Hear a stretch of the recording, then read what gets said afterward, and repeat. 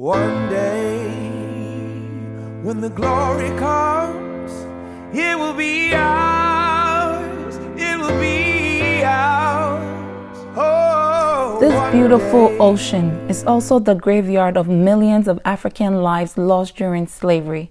As immigrants living in America, both Kodwo and I have experienced seeing Black Americans who look just like us. Yet sometimes we all don't accept each other as one.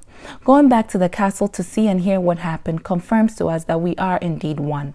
I can't help but to wonder what would have happened if my great-great-grandparents' neighbors were not transplanted out of Africa against their will. Our tour guide, Kodwo, does a great job as telling us what happened. Before he does, we'll show you a little bit of our arrival to the castle.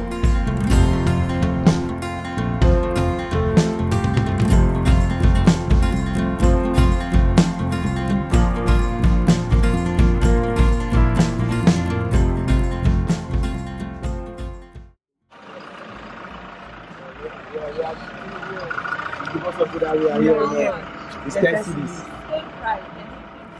No, but we were waiting for you to come to that.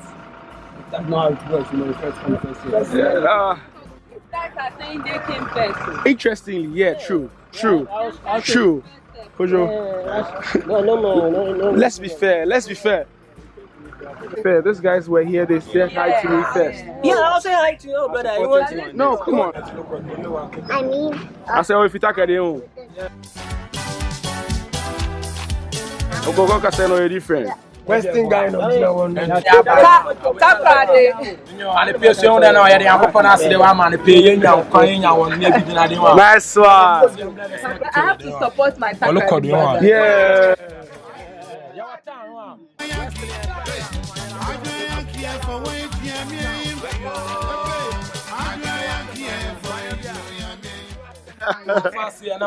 I'm full main Spain. Yes, sir. Nice one.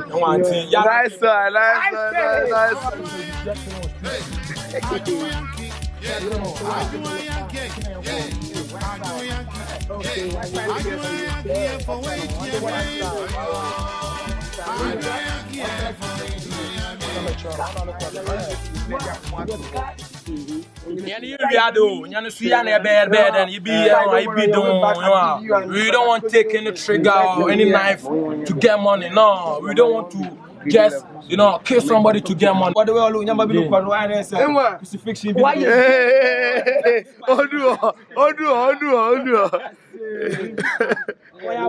Don't fight. Yeah. What's yours? All of you. Yeah, what's yours will surely come to you.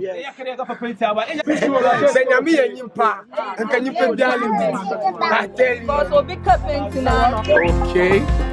We're heading towards the Cape Coast Castle. It's August.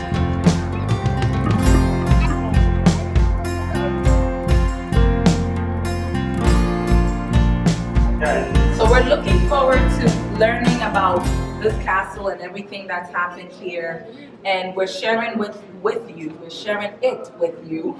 We want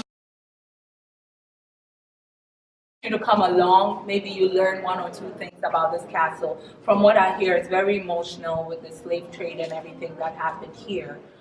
But we're definitely looking forward to it, and we hope you enjoyed this video. Sky has a message for you too.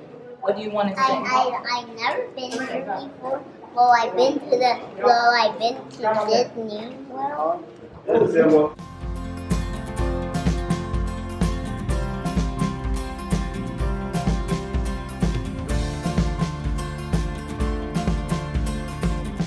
Check it out. I've never been here. In all my years of living in Ghana, I never came to this castle, which has so much rich history. I think Kodwo has been here before. Well, actually, I've been to Almina, but I've been to Cape Coast. Okay. So this is very exciting. All right, guys.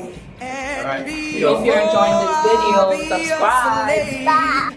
I'll be buried in my grave and go home to my Lord and be free. Oh, freedom. Oh, freedom. Oh. No interruption. All right. Now, the Cape Coast Castle was built by the British around 1665. So this castle currently is 353 years old. But then the British were not the first Europeans to have occupied the land. They arrived in 1665. The British attacked the Dutch here, drove them away, and they developed the fort into its present state, the Cape Coast Castle. Now, the British built the castle purposely for the transatlantic slave trade. For about 200 years, British traders took Africans from here to the Americas, the Caribbean, enslaving them on plantation farms. The trading system practiced in the castle was the barter trade. The British were using imported commodities, guns, tobacco, textiles to exchange for the African. The traders had these branding irons with their company's names or emblems carved out at the tops.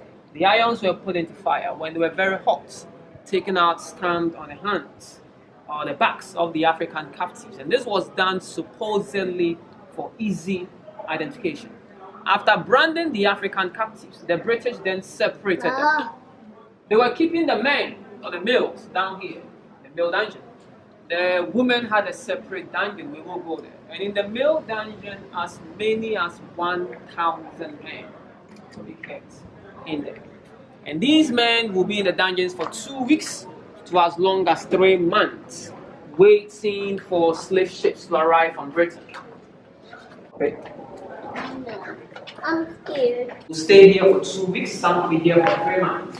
If a woman or a child dies in the dungeon, the body carried out and thrown into the sea. So the same treatment for the male captives. And the kids, some were even as young as 5 years old. They were normally kidnapped with their families and brought to the castle. But then the average age of the captive was between 10 years to 45. Even though 10 years is basically a child, but he or she was seen as old enough to work on the farms. There were also sometimes pregnant women here, waiting for slave ships. Even in some part of West Africa, the value of a pregnant woman was higher than a male. Yeah, because she is carrying another person. Exactly. Day when the glory comes, it will be ours. It will be ours. Oh, one day. The name is very symbolic. The captives who were taken away, they were Africans, and they were taken against their will. When they were sent to the Americas, the Caribbean, they never returned back to Africa. So that is why we have it, the door of. Alright, let us walk out. Oh, freedom. Oh, freedom over me. And before I'll be a slave, I'll be buried in my grave and go home. The door of no return. Presently now it's a large, fishing area.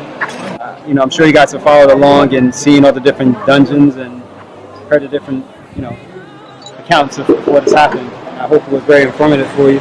Previously it was known as the door of no return because that's when, slaves left.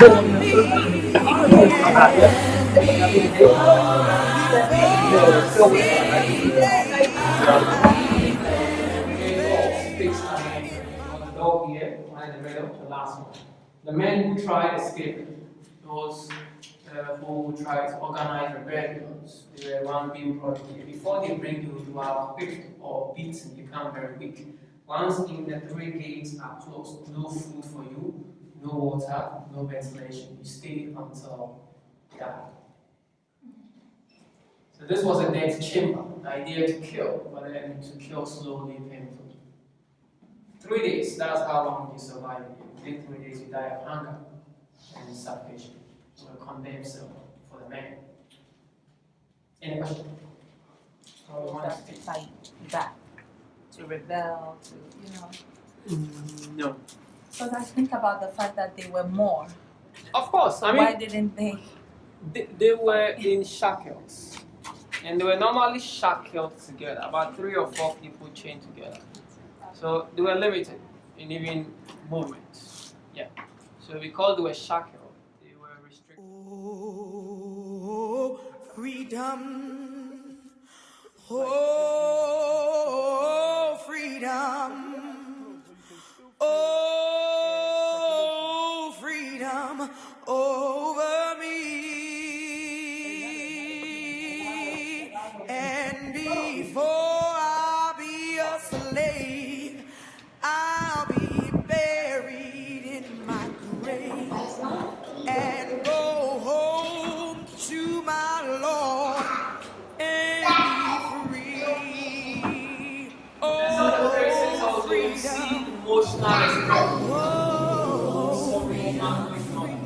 This photo, for instance, clearly the face is that of someone in agony or anguish. All these were added by the artists. Still have, just as in those days, there were greedy chiefs and greedy African leaders. Until we unite as one people, until we learn from the past, we're not going to move much forward. Oh, I mean, there are faces, sometimes you see, I mean, shock is one thing that is common, especially the dungeon. Yeah. You talk about the conditions, people are like, kidding me? So shock is one. There's remorse. Some Europeans, from their facial expressions, you see they're very remorseful. Sometimes also guilt. Yeah, sometimes guilt. For the African American, the diaspora, this is like a privilege. So there's a lot of crying, they are very. What happened here? It did happen. It's a reality. Some people still doubt it, but it did happen. Fortunately, we cannot reverse what happened. We have to learn from it.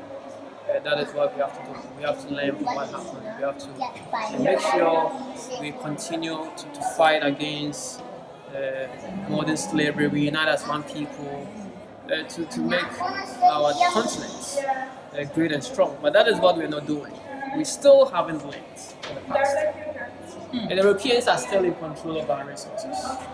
And we seem to be happy, just relaxed. I mean, the very peanut they are giving to us. In return for all things. Yeah, it looks like we are content with it. Now, I mean, I'm one person. I don't think you should blame people for their sins of their ancestors. Yeah. If you should be doing that, we will all be. We can move forward. Of course. Judge the person in front of you based on the actions of his ancestors. No, he or she wasn't there when it happened. Basically. And it defrauded. I mean, the things they took, and they are still taking. How much are you going to get through fraud? How much? It's not much. It's just peanut. So we have to unite, develop our country, our continents. Yeah, using our strength, our brains, our leaders. But there's no way to look back in those days. Let's look at ourselves right now. Did it benefit us? No. So then why are we still doing the same thing our ancestors did? We have to change. You cannot be doing the same thing over and over. It fails, and you're still doing it. So they are saying, look, we have to unite as one. When the Europeans came, we were divided along ethnic lines and all that. And we were able to do the transatlantic slave trade and all that because of this division. So why are we still divided and expecting a different result? It's not going to happen. So until we unite, the likes of Gaddafi and all that talk about African unity. But look, so until we unite as one people, we have all the resources. I mean, Africa is the richest when it comes to natural resources. We're probably the poorest continent. Forward then to independence. To independence now. Tomorrow, the United States of Africa.